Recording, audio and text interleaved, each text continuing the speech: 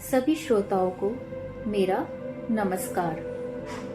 आइए सुनते हैं मुंशी प्रेमचंद द्वारा रचित प्रसिद्ध कहानी ईदगाह। रमजान के पूरे 30 रोजों के बाद ईद आई है। कितना मनोहर, कितना सुहावना प्रभाव है। वृक्षों पर अजीब हरियाली है, खेतों में कुछ अजीब रौनक है, आसमान पर कुछ अजीब लालिमा है। आज का सूर्य देखो, कितना प्यारा, कितना शीतल है, यानी संसार को ईद की बधाई दे रहा है। गांव में कितनी हलचल है। ईदगाह जाने की तैयारियां हो रही हैं। किसी के कुर्ते में बटन नहीं है, पड़ोस के घर में सुई धागा लेने दौड़ा जा रहा है। किसी के जूते कड़े हो गए हैं, उनमें तेल डालने के लिए तेली के घर पर भागा जाता है। जल्दी जल्दी बैलों को सानी पानी दे दे। ईदगाह से लौटते लौटते दोपहर हो जाएगी। 3 कोस का पैदल रास्ता, फिर सैकड़ों आदमियों से मिलना भेंटना। दोपहर के पहले लौटना असंभव है। लड़के सबसे ज्यादा प्रसन्न हैं। किसी ने 1 रोजा रखा है, वह भी दोपहर तक। किसी ने वह भी नहीं। लेकिन ईदगाह जाने की खुशी उनके हिस्से की चीज है। रोजे बड़े बूढ़ों के लिए होंगे, इनके लिए तो ईद है। रोज ईद का नाम रटते थे, आज वह आ गई। अब जल्दी पड़ी है कि लोग ईदगाह क्यों नहीं चलते। इन्हें गृहस्थी की चिंताओं से क्या प्रयोजन। सेवैयों के लिए दूध और शक्कर घर में है या नहीं, इनकी बला से। ये तो सेवैयां खाएंगे। वह क्या जाने कि अब्बा जान क्यों बदहवास चौधरी कायम अली के घर दौड़े जा रहे हैं। उन्हें क्या खबर कि चौधरी आंखें बदल ले तो ये सारी ईद मुहर्रम हो जाए। उनकी अपनी जेबों में तो कुबेर का धन भरा हुआ है। बार बार जेब से अपना खजाना निकालकर गिनते हैं और खुश होकर फिर रख लेते हैं। महमूद गिनता है 1, 2, 10, 12। उसके पास 12 पैसे हैं। मोहसिन के पास 1, 2, 3, 8, 9, 15 पैसे हैं। इन्हीं अनगिनती पैसों में अनगिनती चीजें लाएंगे, खिलौने, मिठाइयाँ, पिगुल, गेंद और जाने क्या क्या। और सबसे ज्यादा प्रसन्न है हामिद। वह 4-5 साल का गरीब सूरत दुबला पतला लड़का, जिसका बाप गत वर्ष हैजे की भेंट हो गया और मां ना जाने क्यों पीली होती होती एक दिन मर गई। किसी को पता क्या बीमारी है, कहती तो कौन सुनने वाला था। दिल पर जो कुछ बीतती थी वह दिल में ही सहती थी, और जब ना सहा गया तो संसार से विदा हो गई। अब हामिद अपनी बूढ़ी दादी अमीना की गोद में सोता है और उतना ही प्रसन्न है। उसके अब्बा जान रुपए कमाने गए हैं, बहुत सी थैलियां लेकर आएंगी। अम्मी जान अल्लाह मियाँ के घर से उसके लिए बड़ी अच्छी अच्छी चीजें लाने गई है, इसलिए हामिद प्रसन्न है। आशा तो बड़ी चीज है, और फिर बच्चों की आशा, उनकी कल्पना तो राय का पर्वत बना लेती है। हामिद के पाँव में जूते नहीं है, सिर पर एक पुरानी धुरानी टोपी है जिसका गोटा काला पड़ गया है, फिर भी वह प्रसन्न है। जब उसके अब्बा जान थैलियां और अम्मी जान नियामतें लेकर आएगी तो वह दिल से अरमान निकालेगा। तब देखेगा मोहसिन, नूरे और सम्मी कहाँ से उतने पैसे निकालेंगे। अभागिन अमीना अपनी कोठरी में बैठी रो रही है। आज ईद का दिन, उसके घर में दाना नहीं। आज आबिद होता तो क्या इसी तरह ईद आती और चली जाती। इस अंधकार और निराशा में वह डूबी जा रही है। किसने बुलाया था इस निगोड़ी ईद को। इस घर में उसका काम नहीं, लेकिन हामिद, उसे किसी के मरने जीने से क्या मतलब। उसके अंदर प्रकाश है, बाहर आशा। विपत्ति अपना सारा दलबल लेकर आए, हामिद की आनंद भरी चितवन उसका विध्वंस कर देगी। हामिद भीतर जाकर दादी से कहता है, तुम डरना नहीं अम्मा, मैं सबसे पहले आऊंगा, बिल्कुल ना डरना। अमीना का दिल कचोट रहा है। गांव के बच्चे अपने अपने बाप के साथ जा रहे हैं। हामिद का बाप अमीना के सिवा और कौन है? उसे कैसे अकेले मेले जाने दे? उस भीड़ भाड़ से बच्चा कहीं खो जाए तो क्या हो? नहीं, अमीना उसे यूं ना जाने देगी। नन्ही सी जान, 3 कोस चलेगा कैसे? पैर में छाले पड़ जाएंगे। जूते भी तो नहीं है। वह थोड़ी थोड़ी दूर पर उसे गोद में ले लेती, लेकिन यहाँ सेवैयां कौन पकाएगा? पैसे होते तो लौटते लौटते सब सामग्री जमा करके चटपट बना लेती। यहाँ तो घंटों चीजें जमा करने लगेंगे। मांगे का ही तो भरोसा ठहरा। उस दिन फहीमन के कपड़े सिले थे, 8 आने पैसे मिले थे। उस अठन्नी को ईमान की तरह बचाती चली आती थी इसी ईद के लिए। लेकिन कल ग्वालन सिर पर सवार हो गई तो क्या करती? हामिद के लिए कुछ नहीं है तो 2 पैसे का दूध तो चाहिए ही। अब तो कुल 2 आने पैसे बच रहे हैं। 3 पैसे हामिद की जेब में, 5 अमीना के बटवे में। यही तो बिसात है और ईद का त्योहार। अल्लाह ही बेड़ा पार लगावे। धोबन और नाइन और मेहत रानी और चूड़ी हारिन सभी तो आएंगी। सभी को सेवैयां चाहिए और थोड़ा किसी की आंखों को नहीं लगता। किस किस से मुंह चुराएगी? और मुंह क्यों चुराए? साल भर का त्योहार है, जिंदगी खैरियत से रहे। उनकी तकदीर भी तो उसी के साथ है। बच्चे को खुदा सलामत रखे, ये दिन भी कट जाएंगे। गांव से मेला चला और बच्चों के साथ हामिद भी जा रहा था।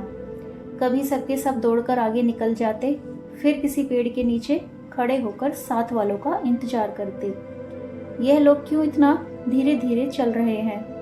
हामिद के पैरों में तो जैसे पर लग गए हैं। वह कभी थक सकता है? शहर का दामन आ गया। सड़क के दोनों ओर अमीरों के बगीचे हैं। पक्की 4 दीवारी बनी हुई है।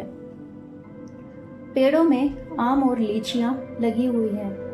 कभी कभी कोई लड़का कंकड़ी उठाकर आम पर निशाना लगाता है। माली अंदर से गाली देता हुआ निकलता है। लड़के वहां से 1 फरलांग पर है, खूब हंस रहे हैं। माली को कैसे उल्लू बनाया है। बड़ी बड़ी इमारतें आने लगी। यह अदालत है, यह कॉलेज है, यह क्लब घर है। इतने बड़े कॉलेज में कितने लड़के पढ़ते होंगे? सब लड़के नहीं है जी, बड़े बड़े आदमी हैं। सच, उनकी बड़ी बड़ी मूछें हैं। इतने बड़े हो गए, अभी तक पढ़ने जाते हैं। न जाने कब तक पढ़ेंगे और क्या करेंगे इतना पढ़कर। हामिद के मदरसे में 2-3 बड़े बड़े लड़के हैं, बिल्कुल 3 कौड़ी के। रोज मार खाते हैं, काम से जी चुराने वाले। इस जगह भी उसी तरह के लोग होंगे और क्या। क्लब घर में जादू होता है, सुना है। यहाँ मुर्दों की खोपड़ियाँ दौड़ती हैं और बड़े बड़े तमाशे होते हैं, पर किसी को अंदर नहीं जाने देते। और वहाँ शाम को साहब लोग खेलते हैं, बड़े बड़े आदमी खेलते हैं, मूछो दाढ़ी वाले। और मैमें भी खेलती हैं। सच, हमारी अम्मा को ये दे दो, क्या नाम है, बैट, तो उसे पकड़ ही ना सके, घुमाते ही लुढ़क जाए।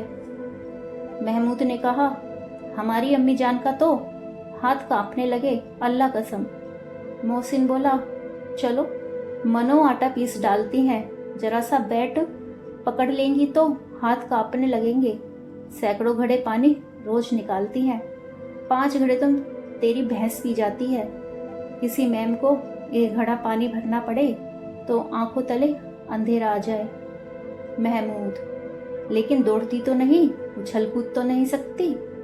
मोहसिन, हाँ, उछल कूद तो नहीं सकती, लेकिन उस दिन मेरी गाय खुल गई थी और चौधरी के खेत में जा पड़ी थी। अम्मा इतनी तेज दौड़ी कि मैं उन्हें ना पा सका। सच। आगे चले। हलवाइयों की दुकानें शुरू हुई। आज खूब सजी हुई थी। इतनी मिठाइयाँ कौन खाता है?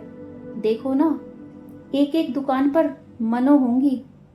सुना है रात को जिन्नात आकर खरीद ले जाते हैं। अब्बा कहते थे कि आधी रात को एक आदमी हर दुकान पर जाता है और जितना माल बचा होता है वह तुलवा लेता है और सचमुच के रुपए देता है, बिल्कुल ऐसे ही रुपए। हामिद को यकीन न आया, ऐसे रुपए जिन्नात को कहाँ से मिल जाएंगे? मोहसिन ने कहा, जिन्नात को रुपए की क्या कमी, जिस खजाने में चाहे चला जाए, लोहे के दरवाजे तक उन्हें नहीं रोक सकते जनाब। आप हैं किस फेर में? हीरे जवाहरात तक उनके पास रहते हैं। जिससे खुश हो गए उसे टोकरो जवाहरात दे दिए। अभी यहीं बैठे हैं, 5 मिनट में कलकत्ता पहुंच जाए। हामिद ने फिर पूछा, जिन्नात बहुत बड़े बड़े होते हैं? मोहसिन, एक एक सिर आसमान के बराबर होता है जी। जमीन पर खड़ा हो जाए तो उसका सिर आसमान से जा लगे, मगर चाहे तो एक लोटे में घुस जाए। हामिद, लोग उन्हें कैसे खुश करते होंगे? कोई मुझे ये मंत्र बता दे तो एक जिन को खुश कर लूं। मोहसिन, अब यह तो मैं नहीं जानता, लेकिन चौधरी साहब के काबू में बहुत से जिन्नात हैं। कोई चीज चोरी हो जाए, चौधरी साहब उसका पता लगा देंगे और चोर का नाम बता देंगे। जुमराती का बछवा उस दिन खो गया था। 3 दिन हैरान हुए, कहीं ना मिला। तब झक मारकर चौधरी के पास गए। चौधरी ने तुरंत बता दिया, मवेशी खाने में है और वहीं मिला। जिन्नात आकर उन्हें सारे जहान की खबर दे जाते हैं। अब उसकी समझ में आ गया कि चौधरी के पास क्यों इतना धन है और क्यों उनका इतना सम्मान है। आगे चले, यह पुलिस लाइन है। यहाँ सब कांस्टेबल कवायद करते हैं, रैटन फाइफो। रात को बेचारे घूम घूम कर पहरा देते हैं, नहीं चोरियां हो जाएं। मोहसिन ने प्रतिवाद किया, यह कांस्टेबल पहरा देते हैं? तभी तुम बहुत जानते हो अजी हजरत, यह चोरी करते हैं। शहर के जितने चोर डाकू हैं सब इनसे मिले रहते हैं। रात को ये लोग चोरों से तो कहते हैं चोरी करो, और आप दूसरे मोहल्ले में जाकर जागते रहो पुकारते हैं। तभी इन लोगों के पास इतने रुपए आते हैं। मेरे मामू एक थाने में कांस्टेबल हैं, 20 रुपया महीना पाते हैं, लेकिन 50 रुपए घर भेजते हैं। अल्लाह कसम, मैंने एक बार पूछा था कि मामू आप इतने रुपए कहाँ से पाते हैं? हंसकर कहने लगे, बेटा अल्लाह देता है। फिर आप ही बोले, हम लोग चाहें तो एक दिन में लाखों मार लाएं। हम तो इतना ही लेते हैं जिसमें अपनी बदनामी ना हो और नौकरी ना चली जाए। हामिद ने पूछा, यह लोग चोरी करवाते हैं तो कोई इन्हें पकड़ता नहीं? मोहसिन उसकी नादानी पर दया दिखाकर बोला, अरे पागल, इन्हें कौन पकड़ेगा? पकड़ने वाले तो ये लोग खुद हैं, लेकिन अल्लाह इन्हें सजा भी खूब देता है। हराम का माल हराम में जाता है। थोड़े ही दिन हुए मामू के घर में आग लग गई, सारी लई पूंजी जल गई, एक बर्तन तक न बचा। कई दिन पेड़ के नीचे सोए, अल्लाह कसम पेड़ के नीचे। फिर न जाने कहां से 100 कर्ज लाए तो बर्तन भांडे आए। हामिद, 100 तो 50 से ज्यादा होते हैं। कहाँ 50 कहाँ 100। 50 एक थैली भर होता है, 100 तो 2 थैलियों में भी ना आए। अब बस्ती घनी होने लगी।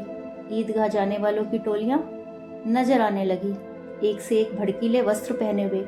कोई इक्के तांगे पर सवार, कोई मोटर पर, सभी इत्र में बसे, सभी के दिलों में उमंग। ग्रामीणों का यह छोटा सा दल अपनी विपन्नता से बेखबर, संतोष और धैर्य में मगन चला जा रहा था। बच्चों के लिए नगर की सभी चीजें अनोखी थी।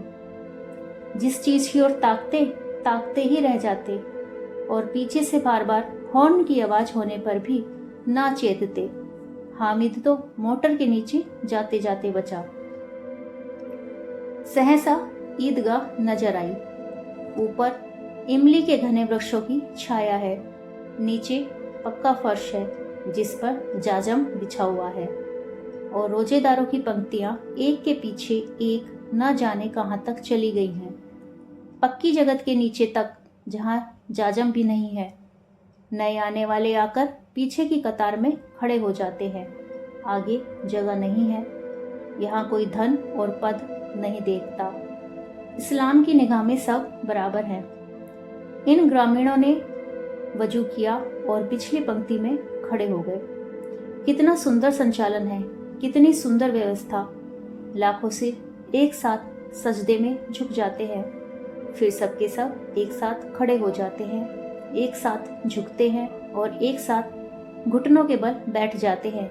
कई बार यही क्रिया होती है, जैसे बिजली की लाखों बत्तियां एक साथ प्रदीप्त हों और एक साथ बुझ जाएं, और यही क्रम चलता रहा। कितना अपूर्व दृश्य था, जिसकी सामूहिक क्रियाएं, विस्तार और अनंतता हृदय को श्रद्धा, गर्व और आत्मानंद से भर देती थी। मानो भातृत्व का एक सूत्र इन समस्त आत्माओं को एक लड़ी में पिरोए हुए है। नमाज खत्म हो गई है, लोग आपस में गले मिल रहे हैं। तब मिठाई और खिलौने की दुकान पर धावा होता है। ग्रामीणों का यह दल इस विषय में बालकों से कम उत्साही नहीं है। यह देखो, हिंडोला है, एक पैसा देकर चढ़ जाओ। कभी आसमान पर जाते हुए मालूम होंगे, कभी जमीन पर गिरते हुए। यह चरखी है, लकड़ी के हाथी, घोड़े, ऊंट छड़ों में लटके हुए हैं। एक पैसा देकर बैठ जाओ और 25 चक्रों का मजा लो। महमूद और मोहसिन और नूरे और सम्मी इन घोड़ों और ऊंटों पर बैठते हैं। हामिद दूर खड़ा है, 3 ही पैसे तो उसके पास है। अपने कोष का 1/3 जरा सा चक्कर खाने के लिए नहीं दे सकता। सब चरखियों से उतरते हैं, अब खिलौने लेंगे। इधर दुकानों की कतार लगी हुई है, तरह तरह के खिलौने हैं। सिपाही और गुजरिया, राजा और वकील, भिश्ती और धोबिन और साधु। वाह, कितने सुंदर खिलौने हैं। महमूद सिपाही लेता है, खाकी वर्दी और लाल पगड़ी वाला, कंधे पर बंदूक रखे हुए मालूम होता है। अभी कवायद किए चला आ रहा है। मोहसिन को भिश्ती पसंद आया, कमर झुकी हुई है, ऊपर मशक रखे हुए हैं। मशक का मुंह एक हाथ से पकड़े हुए है। कितना प्रसन्न है, शायद कोई गीत गा रहा है। बस मशक से पानी उड़ेलना ही चाहता है। नूरे को वकील से प्रेम है। कैसी विद्वता है उसके मुख पर। काला चोगा, नीचे सफेद अचकन, अचकन के सामने की जेब में घड़ी, सुनहरी जंजीर, एक हाथ में कानून का पोथा लिए हुए। मालूम होता है अभी किसी अदालत से झिड़े या बहस किए चले आ रहा है। यह सब 2-2 पैसे के खिलौने हैं। हामिद के पास कुल 3 पैसे हैं। इतने महंगे खिलौने वह कैसे ले?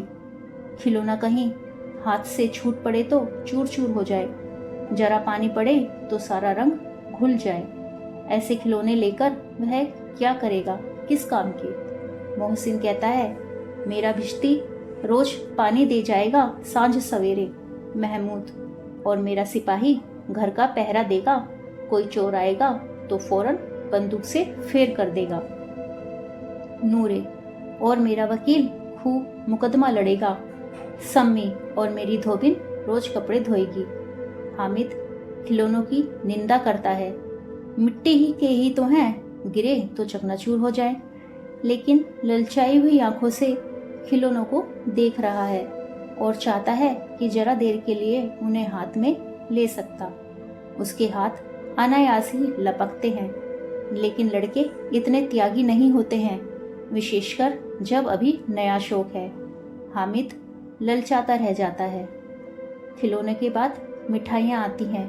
किसी ने रेवड़ियाँ ली हैं, किसी ने गुलाब जामुन, किसी ने सोन हलवा। मजे से खा रहे हैं। हामिद बिरादरी से पृथक है। अभागे के पास 3 पैसे हैं, क्यों नहीं लेकर कुछ खाता? ललचाई आंखों से सबकी ओर देखता है। मोहसिन कहता है, हामिद रेवड़ी ले जा, कितनी खुशबूदार है। हामिद को संदेह हुआ, यह केवल क्रूर विनोद है। मोहसिन इतना उदार नहीं है, लेकिन यह जानकर भी वह उसके पास जाता है। मोहसिन दोने से एक रेवड़ी निकालकर हामिद की ओर बढ़ाता है। हामिद हाथ फैलाता है। मोहसिन रेवड़ी अपने मुंह में रख लेता है। महमूद, नूरे और सम्मी खूब तालियां बजा बजा कर हंसते हैं। हामिद खिसिया जाता है। मोहसिन, अच्छा अब की जरूर देंगे हामिद, अल्लाह कसम, ले जाओ। हामिद, रखे रहो, क्या मेरे पास पैसे नहीं हैं? सम्मी, 3 ही पैसे तो हैं, 3 पैसे में क्या क्या लोगे? महमूद, हमसे गुलाब जामुन ले जाओ हामिद। मोहसिन बदमाश है, हामिद, मिठाई कौन बड़ी नेमत है, किताब में इसकी कितनी बुराइयां लिखी हैं।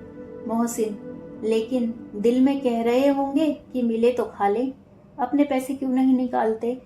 महमूद, हम समझते हैं इसकी चालाकी, जब हमारे सारे पैसे खर्च हो जाएंगे तो हमें ललचा ललचा कर खाएगा। मिठाइयों के बाद कुछ दुकानें लोहे की चीजों की, कुछ गिलट और कुछ नकली गहनों की। लड़कों के लिए यहाँ कोई आकर्षण न था, वे सब आगे बढ़ जाते हैं। हामिद लोहे की दुकान पर रुक जाता है। कई चिमटे रखे हुए थे। उसे ख्याल आया, दादी के पास चिमटा नहीं है। तवे से रोटियां उतारती है तो हाथ जल जाता है। अगर वह चिमटा ले जाकर दादी को दे दे तो वह कितना प्रसन्न होंगी, फिर उनकी उंगलियां कभी ना जलेंगी। घर में एक काम की चीज हो जाएगी। खिलौने से क्या फायदा, व्यर्थ में पैसे खराब होते हैं। जरा देर ही तो खुशी होती है, फिर तो खिलौने को कोई आंख उठाकर नहीं देखता। यह तो घर पहुंचते पहुंचते टूट फूट बराबर हो जाएंगे। या छोटे बच्चे जो मेले में नहीं आए हैं, जिद करके ले लेंगे और तोड़ डालेंगे। चिमटा कितने काम की चीज है। रोटियां तवे से उतार लो, चूल्हे में सेक लो। कोई आग मांगने आए तो चटपट चूल्हे से आग निकालकर उसे दे दो। अम्मा बेचारे को कहाँ फुर्सत है कि बाजार आए, और इतने पैसे ही कहाँ मिलते हैं। रोज हाथ जला लेती है। हामिद के साथी आगे बढ़ गए हैं। सबील पर सबके सब शरबत पी रहे हैं। देखो सब कितने लालची हैं। इतनी मिठाइयाँ ली, मुझे किसी ने एक भी न दी। उस पर कहते हैं मेरे साथ खेलो, मेरा यह काम करो। अब अगर किसी ने कोई काम करने को कहा तो पूछूंगा, खाई मिठाइयाँ, आप मुंह सड़ेगा, फोड़े फुंसियाँ निकलेगी, आप ही जवान चटोरी हो जाएगी। तब घर से पैसे चुराएंगे और मार खाएंगे। किताब में झूठी बातें थोड़े ही लिखी हैं। मेरी जवान क्यों खराब होगी। अम्मा चिमटा देखते ही दौड़कर मेरे हाथ से ले लेगी और कहेगी, मेरा बच्चा अम्मा के लिए चिमटा लाया है, कितना अच्छा लड़का है। इन लोगों के खिलौने पर कौन इन्हें दुआएं देगा। बड़ों की दुआएं सीधे अल्लाह के दरबार में पहुंचती हैं और तुरंत सुनी जाती हैं। मेरे पास पैसे नहीं हैं, तभी तो मोहसिन और महमूद यूं मिजाज दिखाते हैं। मैं भी इनसे मिजाज दिखाऊंगा। खेले खिलौने और खाए मिठाइयाँ। मैं नहीं खेलता खिलौने, किसी का मिजाज क्यों सहूं। मैं गरीब सही, किसी से कुछ मांगने तो नहीं जाता। आखिर अब्बा जान कभी ना कभी आएंगे, अम्मा भी आएंगी ही। फिर इन लोगों से पूछूंगा, कितने खिलौने लोगे। एक एक को टोकरियों खिलौने दूं और दिखा दूं कि दोस्तों के साथ इस तरह का सुलूक किया जाता है। ये नहीं कि एक पैसे की रेवड़ियां ली तो चिड़ा चिड़ा कर खाने लगे। सब के सब खूब हंसेंगे कि हामिद ने चिमटा लिया है। हंसे मेरी बला से। उसने दुकानदार से पूछा, यह चिमटा कितने का है। दुकानदार ने उसकी ओर देखा और कोई आदमी साथ न देखकर कहा, तुम्हारे काम का नहीं है जी, बिकाऊ है कि नहीं। बिकाऊ क्यों नहीं है और यहाँ क्यों लाद लाए हैं। तो बताते क्यों नहीं कि ये पैसे का है। 6 पैसे लगेंगे। हामिद का दिल बैठ गया। ठीक ठाक 5 पैसे लगेंगे, लेना हो तो लो, नहीं चलते बनो। हामिद ने कलेजा मजबूत करके कहा, 3 पैसे लोगे। यह कहता हुआ वह आगे बढ़ गया कि दुकानदार की घुड़कियां ना सुने। लेकिन दुकानदार ने घुड़कियां नहीं दी, बुलाकर चिमटा दे दिया।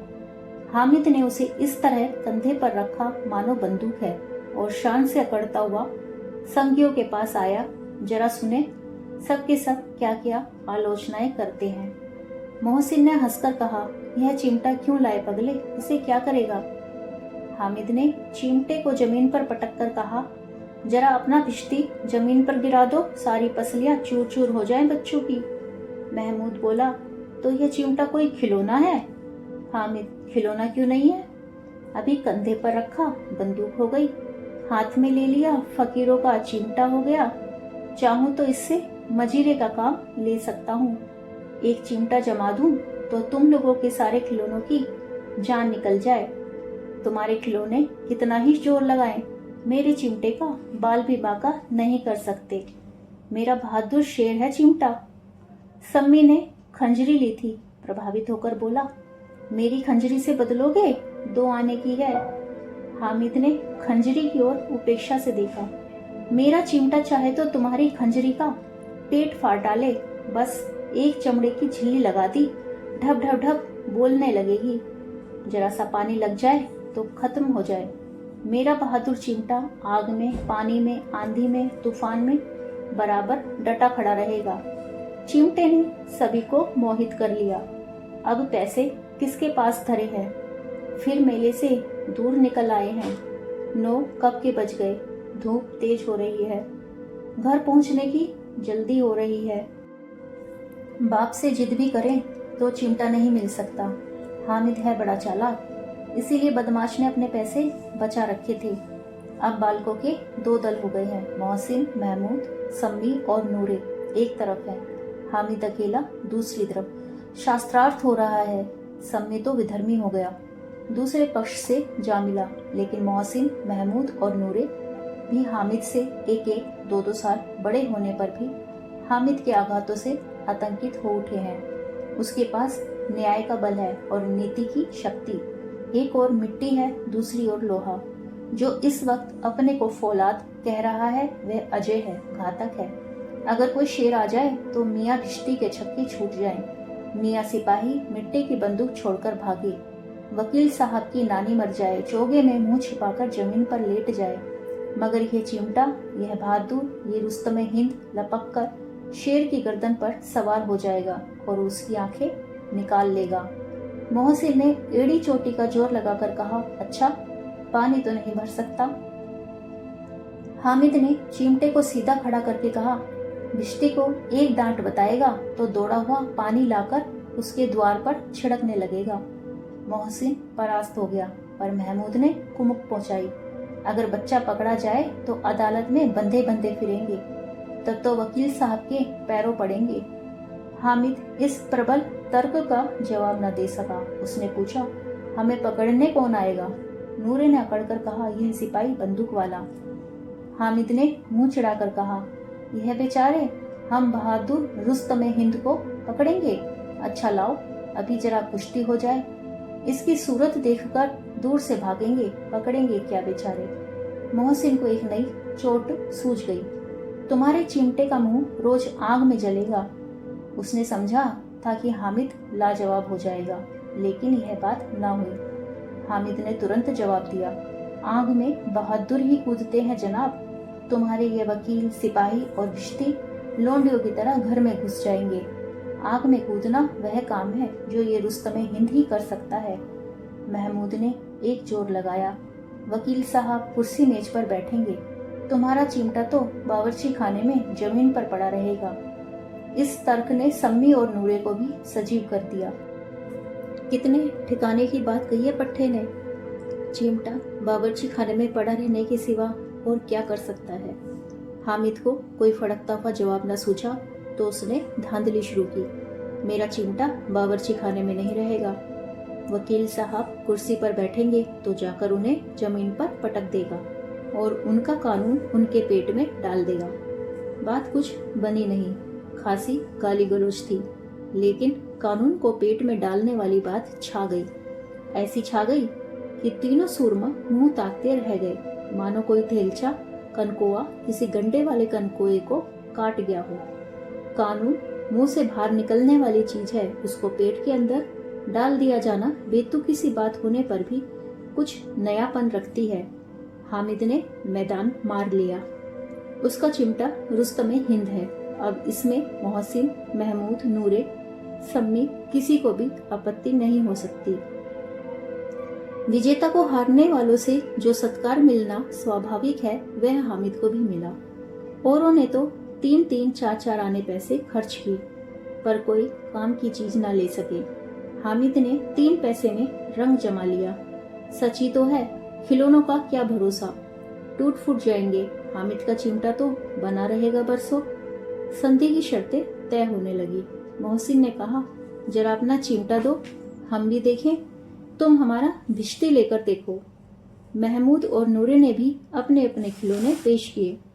हामिद को इन शर्तों को मानने में कोई आपत्ति न थी। चिमटा बारी बारी से सबके हाथ में गया और उनके खिलौने बारी बारी से हामिद के हाथ में आए। कितने खूबसूरत खिलौने हैं। हामिद ने हारने वालों के आंसू पोंछे। मैं तुम्हें चिढ़ा रहा था सच। यह चिमटा भला इन खिलौनों की क्या बराबरी करेगा। मालूम होता है अब बोले। लेकिन मोहसिन की पार्टी को इस दिलासे से संतोष नहीं होता। चिमटे का सिक्का खूब बैठ गया है। चिपका हुआ टिकट अब पानी से नहीं छूट रहा है। मोहसिन, लेकिन इन खिलौनों के लिए कोई हमें दुआ तो ना देगा। महमूद, दुआ के लिए फिरते हो, उल्टे मार ना पड़े। अम्मा जरूर कहेंगी कि मेले में यही मिट्टी के खिलौने मिले। हामिद को स्वीकार करना पड़ा कि खिलौनों को देखकर किसी की माँ इतनी खुश ना होगी जितनी दादी चिमटे को देखकर होगी। 3 पैसों में ही तो उसे सब कुछ करना था और उन पैसों के इस उपयोग पर पछतावे की बिल्कुल जरूरत न थी। फिर अब तो चिमटा रुस्तमे हिंद है और सभी खिलौनों का बादशाह। रास्ते में महमूद को भूख लगी। उसके बाप ने खेले खाने को दिए। महमूद ने केवल हामिद को साझी बनाया। उसके अन्य मित्र मुंह ताकते रह गए। यह उस चिमटे का प्रसाद था। 11 बजे गांव में हलचल मच गई। मेले वाले आ गए। मोहसिन की छोटी बहन ने दौड़कर बिश्ती उसके हाथ से छीन लिया और मारे खुशी के जा उछली तो मियाँ बिश्ती नीचे आ रहे और सुरलोक सिधारे। इस पर भाई बहन में मारपीट हुई।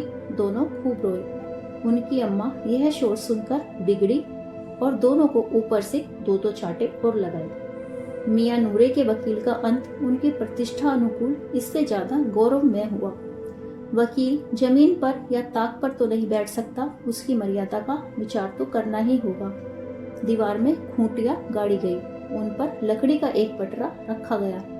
पटरे पर कागज का कालीन बिछाया गया।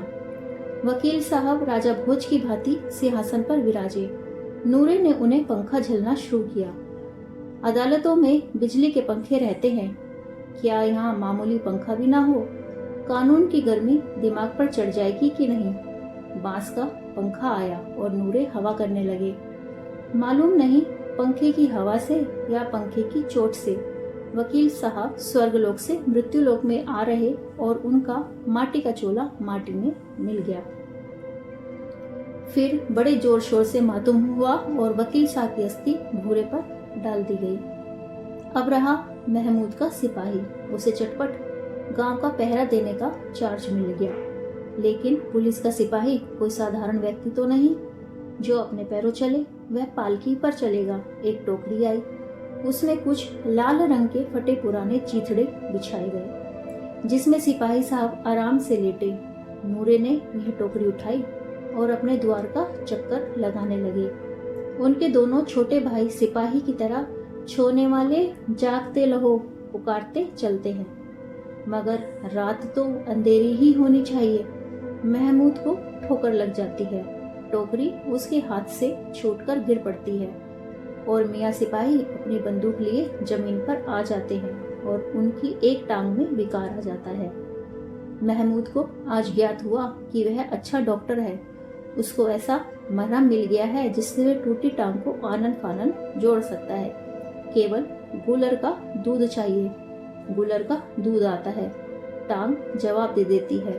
शल्य क्रिया असफल हुई। तब उसकी दूसरी टांग भी तोड़ दी जाती है। अब कम से कम एक जगह आराम से बैठ तो सकता है। एक टांग से तो ना चल सकता था ना बैठ सकता था। अब वह सिपाही सन्यासी हो गया। अपनी जगह पर बैठा बैठा पहरा देता है। कभी कभी देवता भी बन जाता है। उसके सिर का झालरदार साफा खुरच दिया गया है। अब उसका जितना रूपांतर चाहो कर सकते हो। कभी कभी तो उससे बाट का काम भी लिया जाता है। अब मियाँ हामिद का हाल सुनिए। अमीना उसकी आवाज सुनते ही दौड़ी और उसे गोद में उठाकर प्यार करने लगी। सहसा उसके हाथ में चिमटा देखकर वह चौंकी। यह चिमटा कहाँ था? मैंने मोल लिया है। कै पैसे में? 3 पैसे दिए। अमीना ने छाती पीट ली। ये कैसा बेसमझ लड़का है कि दोपहर हुआ कुछ खाया न पिया लाया क्या, चिमटा? सारे मेले में तुझे और कोई चीज न मिली जो यह लोहे का चिमटा उठा लाया? हामिद ने अपराधी भाव से कहा, तुम्हारी उंगलियां तवे से जल जाती थी, इसलिए मैंने इसे लिया। बुढ़िया का क्रोध तुरंत स्नेह में बदल गया, और स्नेह भी वह नहीं जो प्रगल्भ होता है और अपनी सारी कसक शब्दों में बिखेर देता है। ये मूक स्नेह था, खूब ठोस, रस और स्वाद से भरा हुआ। बच्चे में कितना त्याग, कितना सद्भाव और कितना विवेक है। दूसरों को खिलौने लेते और मिठाई खाते देखकर इसका मन कितना ललचाया होगा। इतना जब्त इससे हुआ कैसे? वहां भी इसे अपनी बुढ़िया दादी की याद बनी रही। अमीना का मन गदगद हो गया। और अब एक बड़ी विचित्र बात हुई, हामिद के इस चिमटे से भी विचित्र। बच्चे हामिद ने बूढ़े हामिद का पार्ट खेला था। बुढ़िया अमीना बालिका अमीना बन गई। वह रोने लगी, दामन फैलाकर हामिद को दुआएं देती जाती थी और आंसुओं की बड़ी बड़ी बूंदें गिराती जाती थी। हामिद इसका रहस्य क्या समझता? ऐसे ही रोचक कहानियाँ सुनने के लिए वीडियो को लाइक करें, शेयर करें और चैनल को सब्सक्राइब करें। धन्यवाद।